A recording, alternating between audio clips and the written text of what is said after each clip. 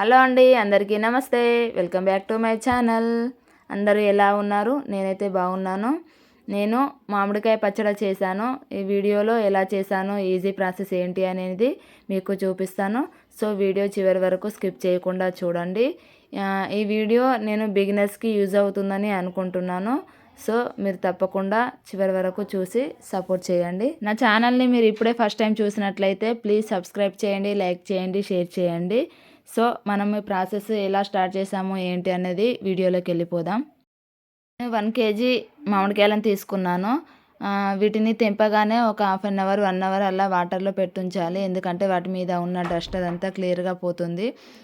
ఆ కాయలను కడిగి తడి లేకుండా తుడుచుకోవాలి. ఫస్ట్ పక్కన పెట్టుకున్నాక పైన ఇలా ఉంటుంది కదా, దీన్ని అంతా కట్ చేసి పక్కన పెట్టాలి.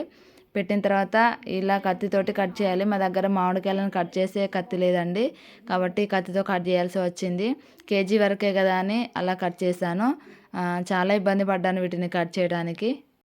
ఎలాగోలాగో కేజీ మామిడికాయలను కట్ చేశాను. అంటే 3 కాయలు వచ్చాయండి, 3 కాయలను కట్ చేశాను. అంటే వీటిని నేను మార్కెట్ నుండి తీసుకొచ్చుకున్నాను అన్నమాట. మనము పచ్చడి పెట్టేటప్పుడు కంపల్సరీగా పాటించవలసిన ఫస్ట్ రూల్ ఏంటంటే, అసలు తడి ప్లేస్లలో పెట్టకూడదు. మన చేతులు, మనం వాడే వస్తువులు తడి ఉండకుండా చూసుకోవాలి. ఎందుకంటే తడి తగలడం వల్ల పచ్చడి తొందరగా పాడైపోతుంది. కాబట్టి తడి లేకుండా జాగ్రత్తగా ఉండాలి. ఈ లోపల ఉన్న ఈ జిడి పార్ట్ని అంతా తీసేసుకోవాలండి. ఇలా కట్ చేశాక ముక్కలన్నింటినీ ఒక శుభ్రమైన క్లాత్లో తీసుకొని వాటికి తడి ఏం లేకుండా, జీడి అంటూ ఉంటుంది కదా, అదంతా ఏం లేకుండా ఆ ముక్కలను ఇలా నీట్గా తుడిచి పక్కన వేరే గిన్నెలో వేసుకోవాలి.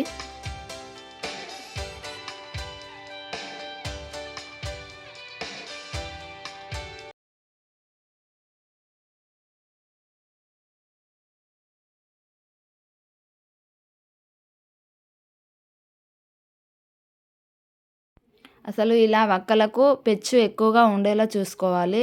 అలా ఉంటే పచ్చడి ఎక్కువ కాలం నిల్వ ఉంటుంది. చెప్పాను కదా, నాకు కొట్టడం రాకపోవడం వల్ల అలా పెచ్చు లేకుండా వచ్చేసాయి. అలా పెచ్చు ఉన్న వక్కలకి ఏం చేయాలి, పైన తెల్లటి పొరలా వస్తుంది, దాన్ని తీసేసుకోవాలి.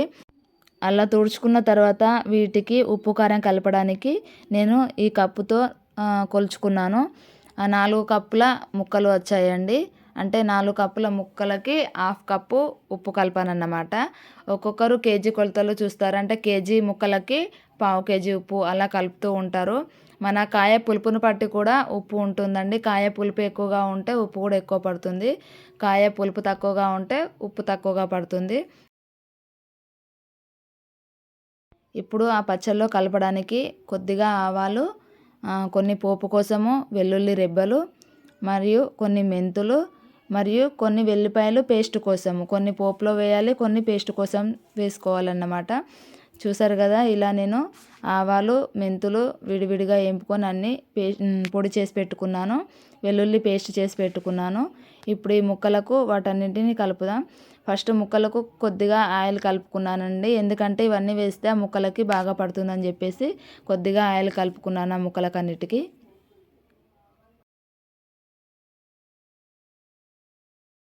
అలా ముక్కలకంతా కొద్దిగా ఆయిల్ పట్టించినాక మనం పొడి చేసి పెట్టుకున్న ఆవ పొడి మరియు మెంతి పొడి, గ్రైండ్ చేసి పెట్టుకున్న వెల్లుల్లి పేస్ట్,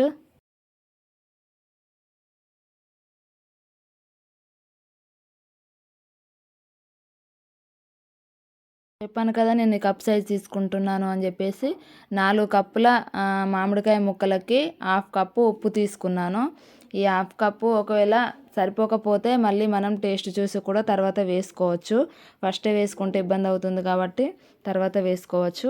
హాఫ్ కప్పు ఉప్పు వేసుకున్నాను, మరియు హాఫ్ కప్పు కారం వేసుకున్నాను. కొత్తగా పట్టించిన కారం అయితే మామిడికాయ ముక్కలకు చాలా బాగుంటుందండి. ఇలా అన్నీ వేసుకున్నాక ఒకసారి ముక్కలకంతా పట్టించాలి. ఇలా చేయితోటి కలుపుకుంటూనే మంచిగా కలిసిపోతుందండి. గరిటెతో కలుపుకుంటే అంత తొందరగా నీట్గా కలవదు, అన్ని ముక్కలకు పట్టదన్నమాట.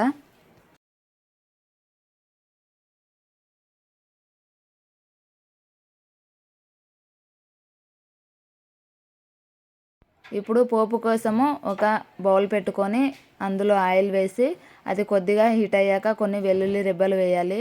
బాగా హీట్ అయిపోతే అవి మాడిపోతాయండి, టేస్ట్ బాగుండదు. కాబట్టి కొద్దిగా హీట్ అయ్యాకనే వేయాలి. అలాగే అందులో కొన్ని ఎండుమిర్చి కూడా వేసుకోవాలి పోపులా. కొద్దిగా జీలకర్ర, ఆవాలు కూడా వేసుకోవాలి. ఆ వీడియో క్లిప్ మిస్ అయిందండి, నేను తీయడం మర్చిపోయాను. సో ఆ వీడియో రాలేదు. అలా పోపు వేసుకొని పక్కన పెట్టుకొని ఆయిల్ మొత్తము చల్లారాక అప్పుడు మనం ఫస్ట్ కలిపి పెట్టుకున్న ముక్కల్లో ఈ ఆయిల్ అంతా కలపాలి. వేడిగా ఉన్నప్పుడు కలిపితే ముక్కలు పాడవుతాయండి. సో చల్లారాకనే కలుపుకోవాలి.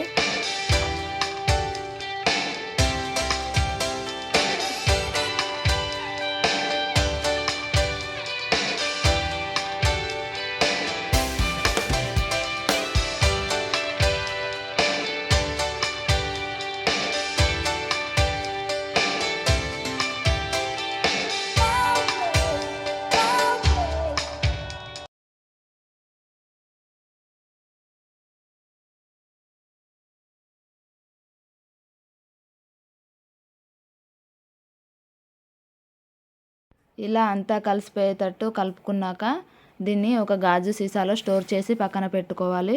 ఒక 2-3 డేస్ తర్వాత అప్పుడు తీసుకొని టేస్ట్ చేయాలి. ఎందుకంటే అప్పుడు ముక్కలకు ఉప్పు కారం బాగా పడుతుంది. ఈ పచ్చడి అంతా అయిపోయాక మనం గిన్నెలో చివరిలో ఉన్న సూప్లో వేడివేడిగా అన్నం కలుపుకొని అందులో కొద్దిగా నెయ్యి వేసుకొని తింటే చాలా బాగుంటుందండి. మేము చిన్నప్పుడు ఇలాగే చేసేవాళ్ళము. ఇప్పుడు మా పిల్లలకు కూడా మేము ఇదే టేస్ట్ చేసి చూపించాను. చాలా బాగుంది మమ్మీ అని చెప్పేసి చాలా ఇష్టంగా తిన్నారు. ఈ టేస్ట్ వేరే చాలా ఉంటుందండి. మనం పచ్చడి తిన్న దానికంటే డబల్ టేస్ట్ అనిపిస్తుంది ఇది చాలా ఇష్టం నాకు. సో అందుకే నేను ఇలా కలిపి మా పిల్లలకు ఇలా టేస్ట్ చేసి చూపించాను. సో ఇంత సింపుల్గా ఈజీగా చేసుకోవచ్చండి. నా వీడియో చివరి వరకు చూసినందుకు thank you so much. Please like, share and subscribe my channel.